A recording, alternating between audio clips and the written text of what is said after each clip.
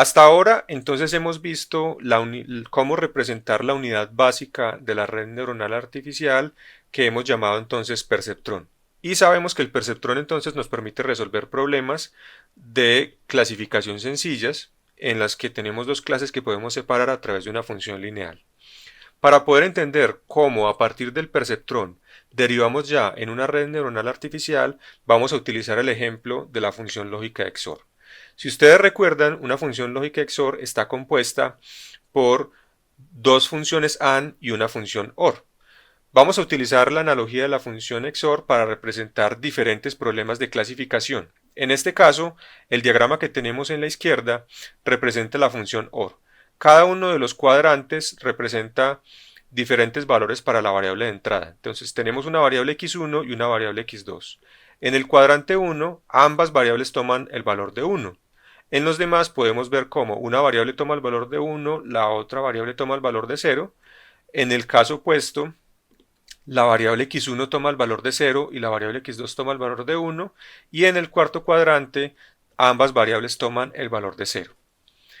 En el caso de una función OR, la función OR da un valor de 1 siempre y cuando cualquiera de las dos variables tome el valor de 1. Por eso tenemos puntos negros en estos tres cuadrantes y un punto blanco en este, que es el único caso en el que la función OR va a entregar un valor de 0.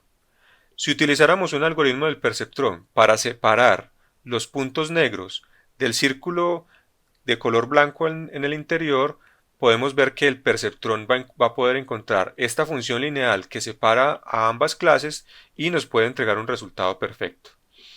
De manera análoga podemos analizar la función AND. En este caso, la función AND solo produce un 1 cuando ambas variables toman el valor de 1 y da un valor de 0 cuando cualquiera de las dos variables tiene un valor de 0 o ambas.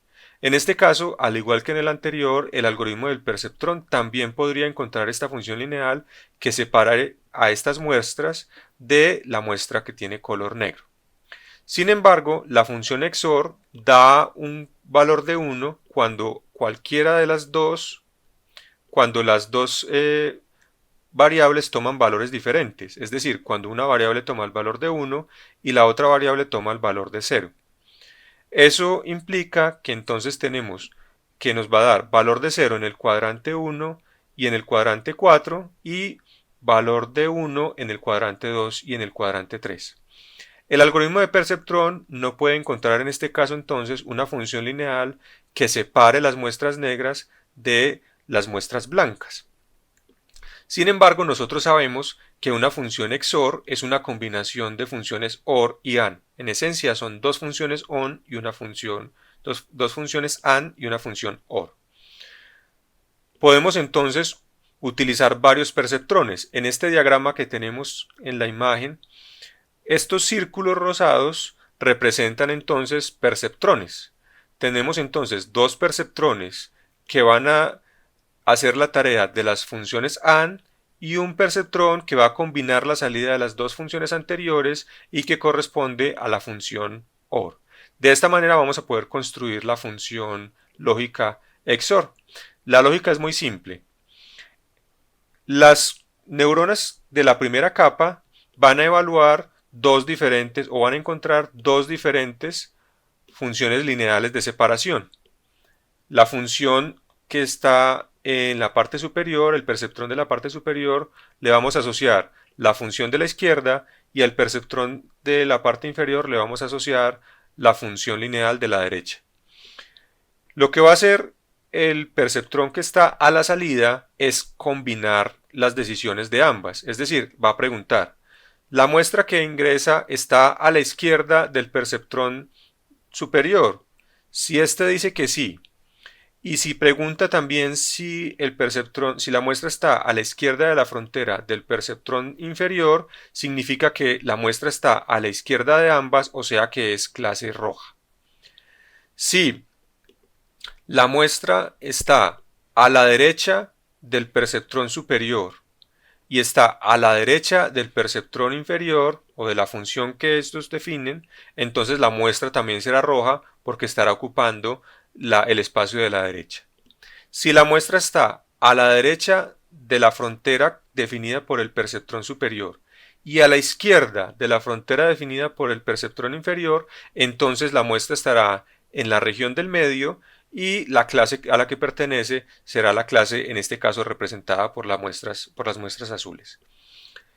Esto que hemos construido en este caso corresponde ya a una red neuronal artificial, porque lo que estamos haciendo es combinando varios perceptrones de manera paralela y tomando una decisión en conjunto. De esta manera, la combinación de unidades básicas que resuelven problemas sencillos son capaces de resolver un problema más complejo.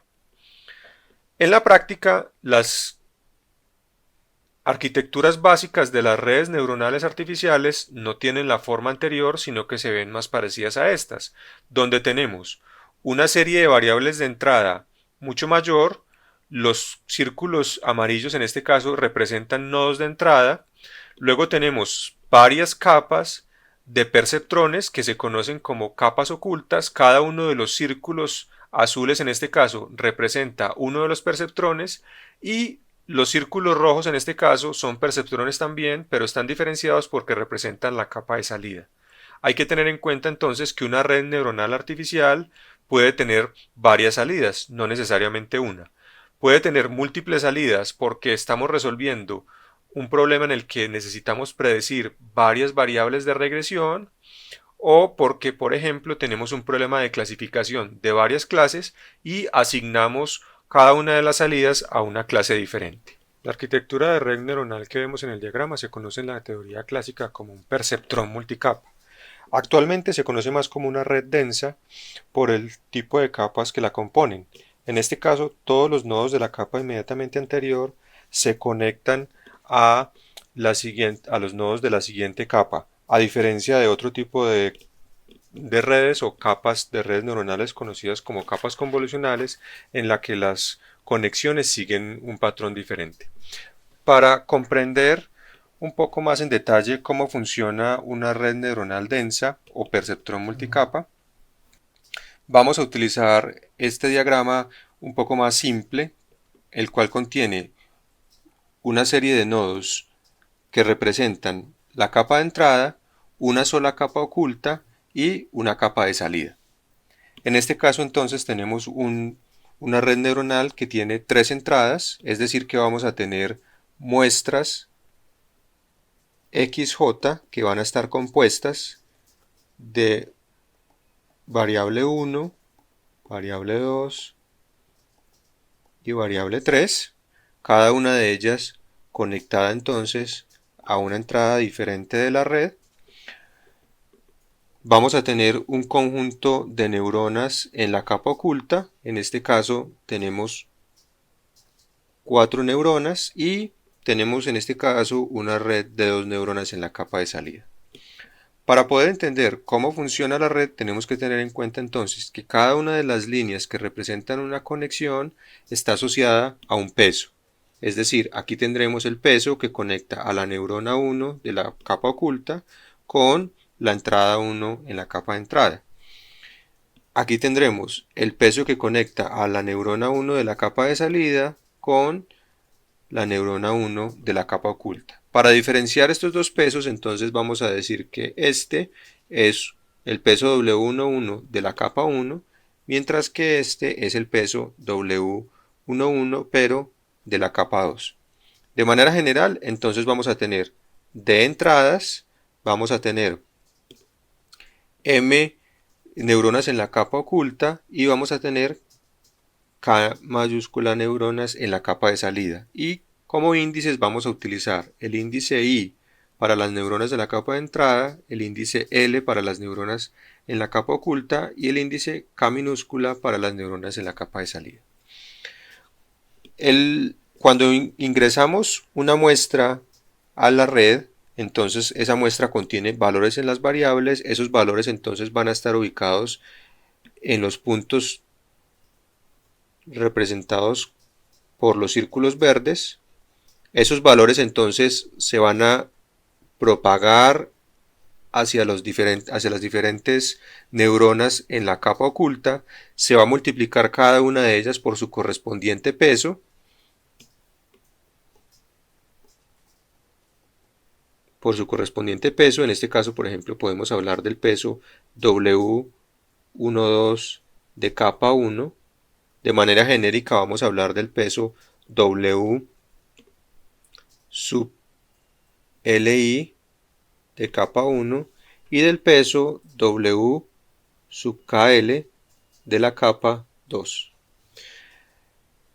El valor de las variables entonces se multiplica por los diferentes pesos que están representados en cada una de estas conexiones, en cada una de los perceptrones de la capa oculta se va a llevar a cabo entonces la operación de suma sopesada de esas entradas, van a pasar por la función de activación y posteriormente cada uno de estos va a producir una salida. Esas salidas van a ser entonces las entradas a los perceptrones de la capa de salida, donde a su vez se va a realizar una operación de suma sopesada y se va a pasar por una función de activación que va entonces a producir la salida final. Aquí tendremos entonces la salida Y1 y la salida Y2. Si queremos entonces describir matemáticamente cómo se construye una salida, por ejemplo la salida Y1, tendremos entonces que construir la siguiente expresión. Y1 va a ser igual. Entonces lo primero que tenemos es los pesos de la capa de entrada multiplicados por los valores de entrada, es decir, tendremos W sub LI multiplicado por LI, la sumatoria desde I igual a 0 hasta D. Recuerden que siempre cada uno de los perceptrones va a tener un peso W10, por ejemplo, conectado a una entrada constante de 1 que corresponde a el término independiente, y de esta manera lo podemos expresar de manera más compacta. El resultado de esta suma va a pasar a través de una función de activación que de manera general la vamos a llamar en este caso H, la función de activación de la primera capa, y estos corresponden entonces a las entradas, o estas van a ser las entradas de la siguiente capa. En la siguiente capa entonces vamos a multiplicar por los pesos de esa capa. Si estamos hablando de la salida 1, tendremos entonces los pesos W1L y la suma de esos pesos desde L igual a 0 hasta M. ¿Por qué desde L igual a 0? Porque los perceptrones de la capa de salida también tienen un peso asociado W10 de la capa 2. Todos los perceptrones en este caso tienen que tener el término independiente. Las neuronas de la capa de salida pueden o no pueden tener función de activación. Por ejemplo, en el caso de problemas de regresión no se tiene función de activación, y si tenemos un problema de clasificación, si es de dos clases o más de dos clases, podemos tener diferentes funciones de activación. Es decir, aquí en este caso podríamos agregar una nueva función,